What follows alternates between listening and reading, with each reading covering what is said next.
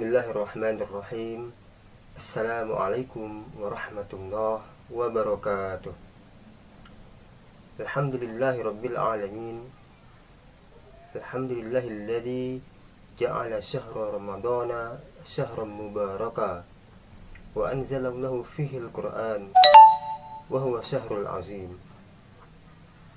Allahumma shalli wa sallim ala habibika wa nabiyyika wa rasulika al-karim Muhammadin sallallahu alaihi wa alihi wa sallam wa ala alihi wa sahbihi ajma'in, amma ba'd. Ikhwati wa akhwati fillah rahimakumullah. Teman-temanku sekalian, sahabat Absyah yang dirahmati oleh Allah Subhanahu wa taala. Bulan Ramadan adalah bulan yang mulia. Bulan Ramadan adalah bulan yang penuh berkah. Allah Subhanahu wa taala banyak menurunkan kebaikan di dalamnya. Semua pahala ibadah dilipat gandakan oleh Allah Subhanahu wa taala. Termasuk salah satu di antaranya adalah membaca Al-Qur'an atau tilawatul Qur'an. Sebagaimana kita kenal, bulan Ramadan juga dikenal dengan bulan Al-Qur'an. Mengapa demikian?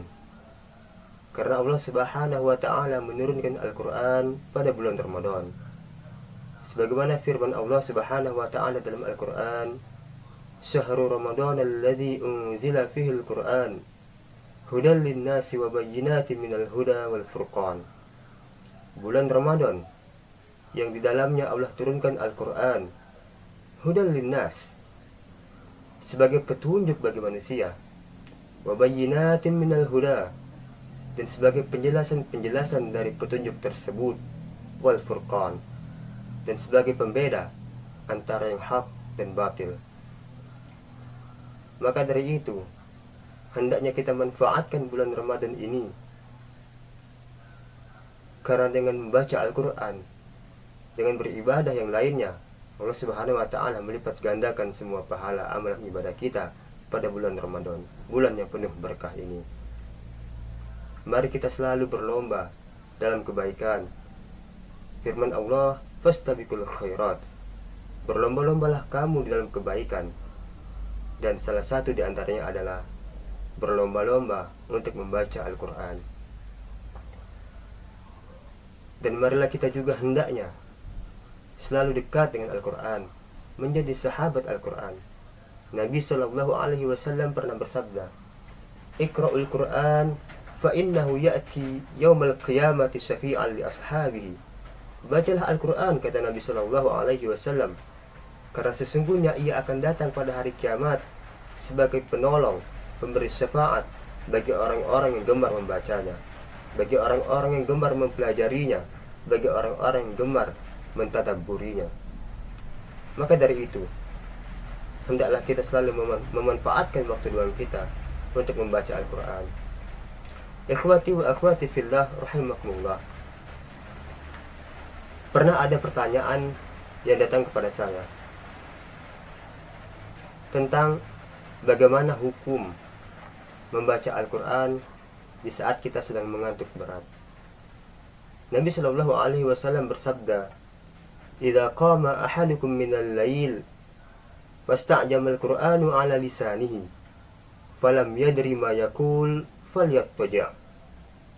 Hadis ini diriwayatkan oleh Imam Muslim nomor 1872.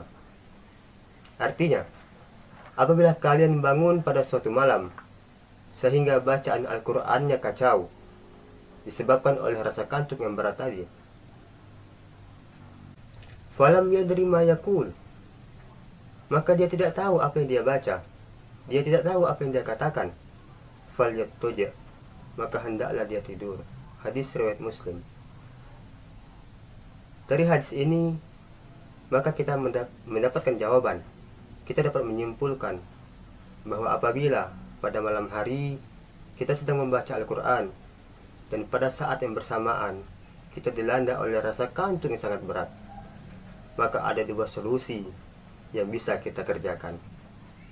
Yang pertama adalah kita bisa istirahat terlebih dahulu, atau kita bisa tidur terlebih dahulu. Ditakutkan rasa kantuk yang berat tadi akan menjadi penyebab kacaunya bacaan Al-Quran kita, akan menyebabkan hukum-hukum tajwid yang kita baca menjadi salah. Kita tidak tahu apa yang kita baca, kita tidak sadar dengan apa yang kita baca. Maka untuk menghindari itu semua, akan lebih baiknya bahwa kita tidur terlebih dahulu untuk menghilangkan rasa kantuk kita. Lalu setelah rasa kantuk kita hilang, kita bangun, maka kita pun bisa untuk kembali melanjutkan tilawah Al-Quran kita. Itu yang pertama.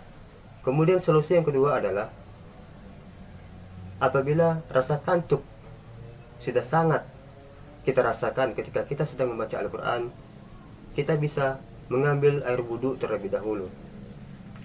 Mengambil air wudhu untuk menghilangkan rasa kantuk kita. Kemudian bisa juga dengan bergerak-gerak ringan.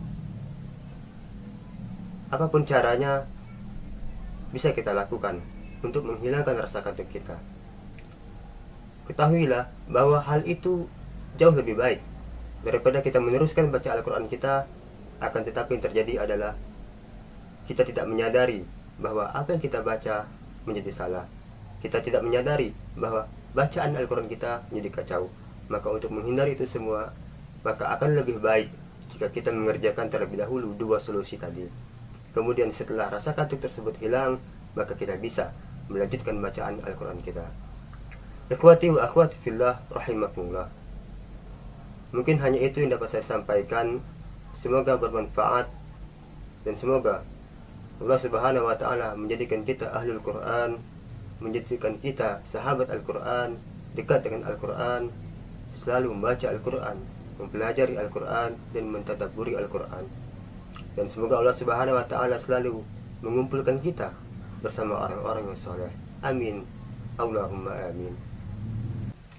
Wabillahi taufiq wal hidayah war ridha wal inayah. Wassalamualaikum warahmatullahi wabarakatuh.